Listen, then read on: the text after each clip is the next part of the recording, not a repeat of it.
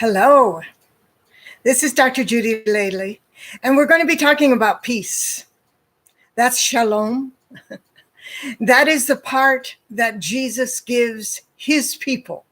No matter what we're going through, no matter what confrontations that we might have in life, the worst thing for a Christian to experience is just a small piece of his peace. The eternal peace, or the peace that passes under misunderstanding, understanding, is something that changes not only our lives, but other lives who experience his shalom. I'm going to read something that I posted today, and it goes like this: a peace or peace. A piece of what the Lord intends is like putting a new patch on an old garment. We're going to read more about that in Matthew. I want to go on and say, would that be a person with just a small bit of peace, shalom peace, now and then in their life, but not consistent?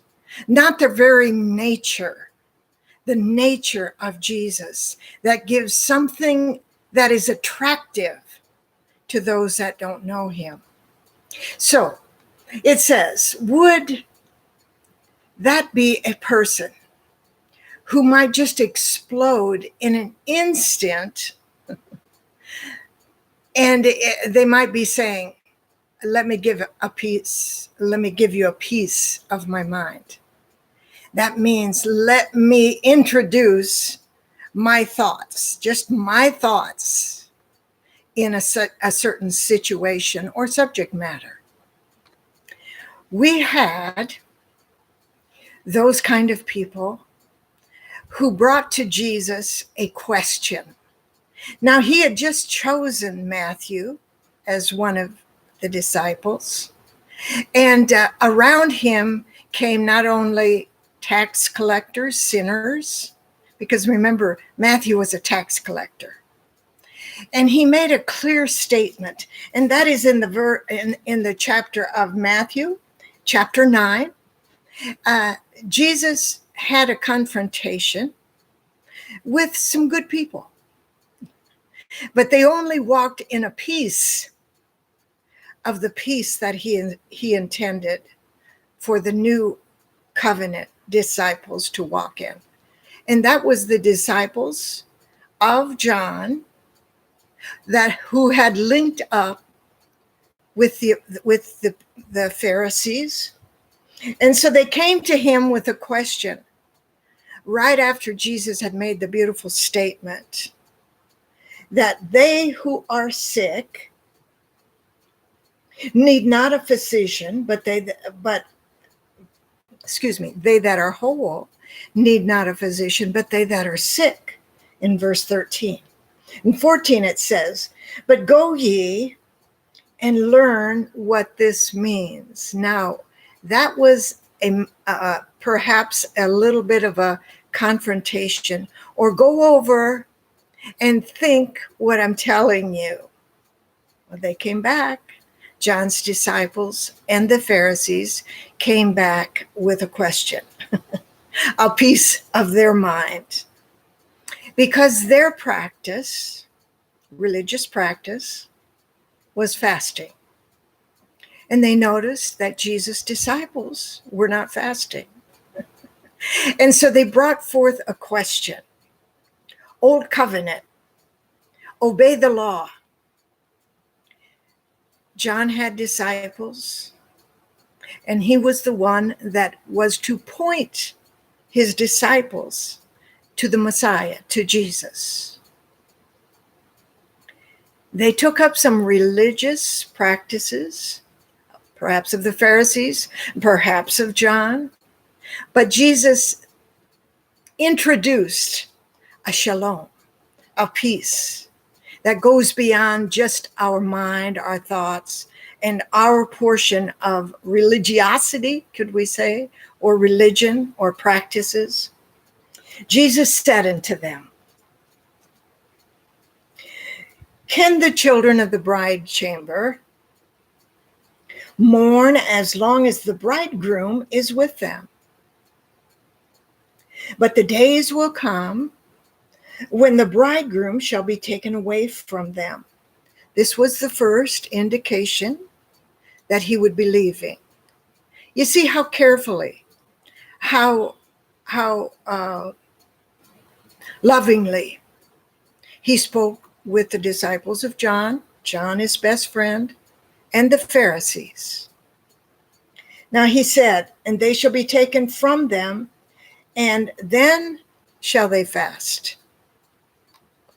No man putteth a piece of new cloth onto an old garment, for that which is put in to fill it up taketh from the garment, and the rent is made worse.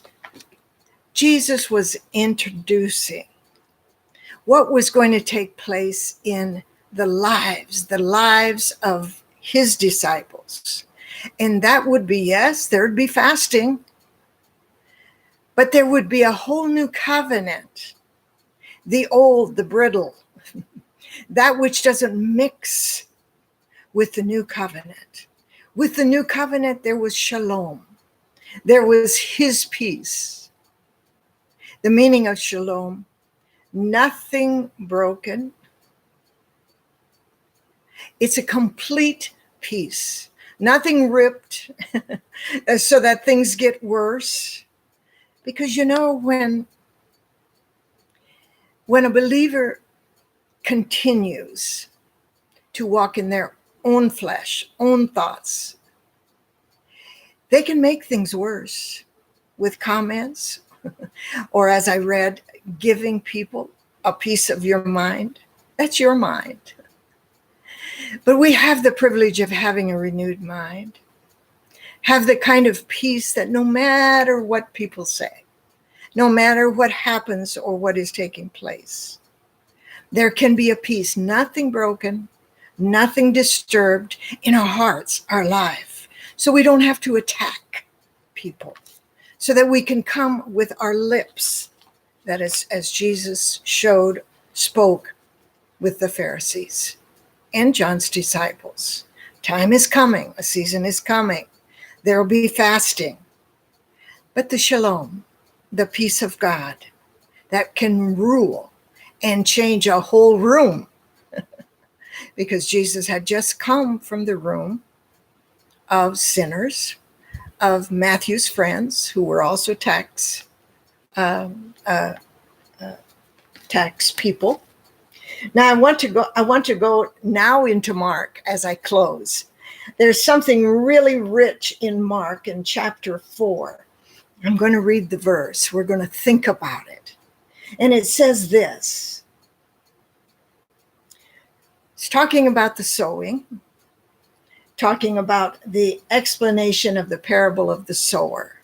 In verse 17, this experience of that little seed, it says this, and having no root in themselves, and so endure but for a time.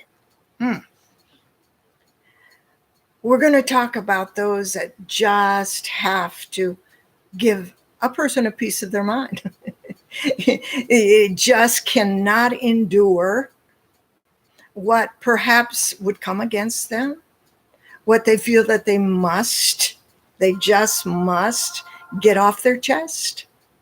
So he says, cannot endure, cannot take it anymore. And so, but the time afterward, when affliction